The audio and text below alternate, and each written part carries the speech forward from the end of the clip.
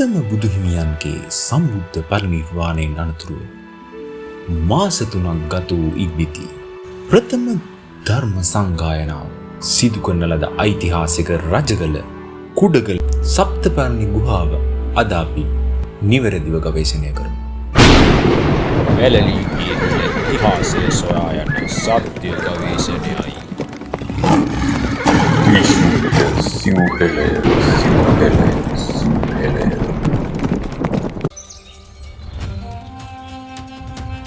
සියවස් ගණනාවක අතීත හෙළ ප්‍රෞಢ ඉතිහාසයක නටබුන් සොයා යන සිව්හෙළයේ ගවේෂණාත්මක පාදචාරිකාවයි. සිව්හෙළ උරුමය සොයා සිව්හෙළ උරුමය සොයා සිව්හෙළ උරුමය සොයා.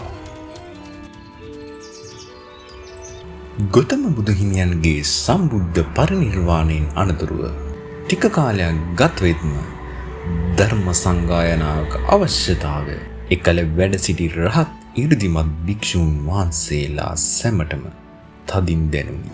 බුදුසසුන ආරක්ෂා කර ගැනීම උදෙසා එසේම විනය පවත්වාගෙන යාම උදෙසාත් ධර්ම සංගායනා 3ක් මේ හෙළබිමේදී සිදු කෙරුණි. පළමු ධර්ම සංගායනාව සම්බුද්ධ පරිනිර්වාණයෙන් මාස 3කට පසු බිම්බිසාර රජපුත් අජාසත් රජුගේ පූර්ණ රාජ්‍ය දායකත්වයෙන් සිදු කරමු බව ඉතිහාසයේ සඳහන් වේ. එහිදී මහා කස්සප හා අනුරුද්ධ මහරහතන් වහන්සේලා දෙනම ධර්ම හා විනය කොටස් දෙකද ආනන්ද තෙරුන් ධර්ම කරුණු හා උපාලි තෙරුන් විනය කරුණු පිළිබඳවද ප්‍රධානත්වය ගන්නා ලදී. මෙම ධර්ම සංගායනාව සවැත් නුවර එදා රජකහනුවර හෙවත් අද රජගල පිහිටි කුඩගල සප්තපර්ණි ගුහාවේදී සිදු කරන ලදී. මෙම ධර්ම සංගායනා ත්‍රිත්වය පිළිබඳ අප වෙන වෙනම කතා කිරීමට බලාපොරොත්තු වන අතර අද පළමු ධර්ම සංගායනාව පිළිබඳ නිවැරදි කරුණු අවබෝධ කරගන්නා ලෙසට අපි ඔබෙන් ඉල්ලා සිටිමු.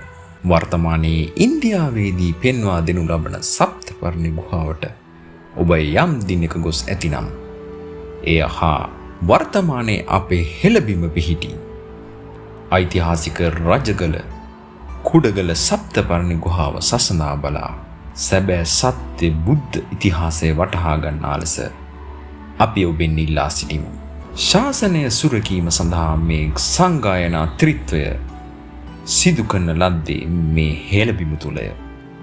මේ කරුණු ඉතා පැහැදිලිව දීපවංශය සවිස්තරාත්මකව සඳහන් කර ඇත. ඔබට මේ පිළිබඳ වැඩිදුර කරුණු දැන ගැනීමට අවශ්‍ය නම් දීපවංශය මුල සිට කියවන ලෙස අපි ඔබෙන් ඉල්ලා සිටිමු. මේදී මම දීපවංශයෙන් උපුටාගත් කොටස් කිහිපයක්ද ඔබට ඉදිරිපත් කර ඇති අතර මේ මූලාශ්‍රය නිවැරදිව ගවේෂණය කිරීම තුළින් නිවැරදි බුද්ධ ඉතිහාසය අපහට මැනවින් ප්‍රත්‍යක්ෂ වේ. පළමු ධර්ම සංගායනාව සිදු කරන ලද මේ ඓතිහාසික භූමිය පිළිබඳව මේ වීඩියෝ මගින් ඔබට දැකගත හැකි අතර මෙම කරුණු සත්‍යද අසත්‍යද යන්න නිවැරදිව ගවේෂණය කිරීම අපි ඔබට බාර කරමු.